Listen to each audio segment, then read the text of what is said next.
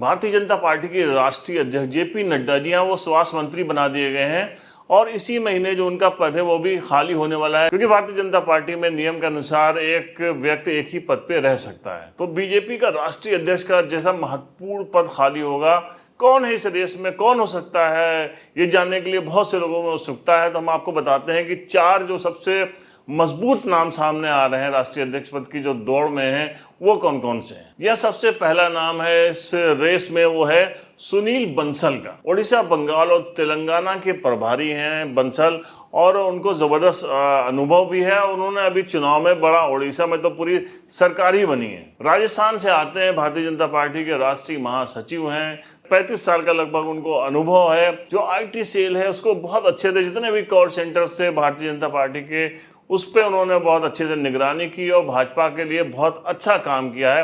तो इस रेस में जो सबसे आगे नजर आ रहे हैं वो नजर आ रहे हैं सुनील बंसल साहब। नंबर 2 पे हैं बीएल संतोष। जी हाँ, बीएल संतोष एक बड़ा नाम है, कर्नाटक से आते हैं और कर्नाटक के प्रभारी थे, और जो चुनाव में कर्नाटक की परफॉर्मेंस रही है वो भी बहुत जबरदस्त रही। हार्डकोर स्पीकर हैं, राष्ट्रीय महासचिव हैं, और कम से कम 30 साल से ज्यादा से पहले वो जुड़े हुए हैं भारतीय जनता पार्टी से, और संघ में उनकी गहरी पकड़ है। नंबर 3 पे हैं विनोद तावड़े। जी हाँ, ये आते हैं महाराष्ट्र से, 30 साल से ज्यादा का इनको अनुभव है, प्रभारी रहे हैं महाराष्ट्र के। हरियाणा के भी ये प्रभारी थे, हरियाणा में भी चुनाव भी होने वाला है, और इनकी काफी पकड़ भी वहां बताई जाती है। काफी एक्सपीरियंस है, बहुत अनुभव है इनको पार्टी में, कम से कम 3 दशक से पार्टी से जुड़े हुए हैं और राष्ट्रीय अध्यक्ष की रेस में शामिल हैं। चौथे नंबर पर हम बात करें तो बात करेंगे जो हिमाचल प्रदेश के नेता आते हैं, 5वीं बार जीते हैं, अनुराग ठाकुर साहब। जी हाँ, बहुत कद्दावर जो है वो मंत्री थे पिछली सरकार में, सूचना एवं प्रसारण मंत्री थे। बड़ा नाम है अनुराग ठाकुर का। आज इस बार जो है वो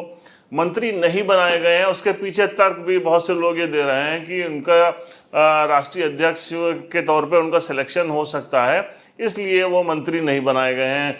एक बड़ा नाम है अनुराग ठाकुर का भी। अनुराग ठाकुर भी हमेशा से थोड़ा अपने तेवर दिखाते रहे हैं, पार्टी लाइन पे काम करते रहे हैं, इसलिए वो इस रेस में शामिल हैं। अब हम आपको बता दें कि जो भारतीय जनता पार्टी का पार्लियामेंट्री बोर्ड है वो राष्ट्रीय अध्यक्ष का चयन करता है। अध्यक्ष पद के लिए ये जरूरी है कि जो सदस्य हो, जो पार्टिसिपेट कर रहा हो, कम से कम 15 साल से प्राथमिक सदस्य रहा हो भारतीय जनता पार्टी का। प्रदेश या राष्ट्रीय कार्यकारिणी से कम 20 सदस्य अध्यक्ष पद के चुनाव के लिए किसी व्यक्ति के नाम का प्रस्ताव पेश कर सकते हैं। इस प्रस्ताव पर कम से कम 5 प्रदेशों के प्रदेश कार्यकारिणी सदस्यों की सहमति होना जरूरी है। अध्यक्ष पद के लिए चुनाव के लिए प्रस्ताव पर उम्मीदवार के दस्तखत जरूरी हैं। भाजपा के संविधान के मुताबिक कम से कम 50% यानी आधे राज्यों में संगठन चुनाव के बाद ही राष्ट्रीय अध्यक्ष का चुनाव किया जा सकता है। इसलिए आज से देश के 15 राज्यों में संगठन के चुनाव के बाद ही भाजपा के राष्ट्रीय अध्यक्ष का चुनाव होता है।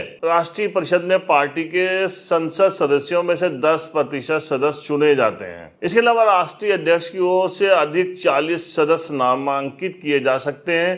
राष्ट्रीय कार्यकारिणी के सभी सदस्य भी इसमें शामिल होते हैं। विभिन्न मोर्चों और प्रकोष्ठों के अध्यक्ष और संयोजक भी सदस्य होते हैं। सभी को 100 रुपए सदस्यता शुल्क देना पड़ता है।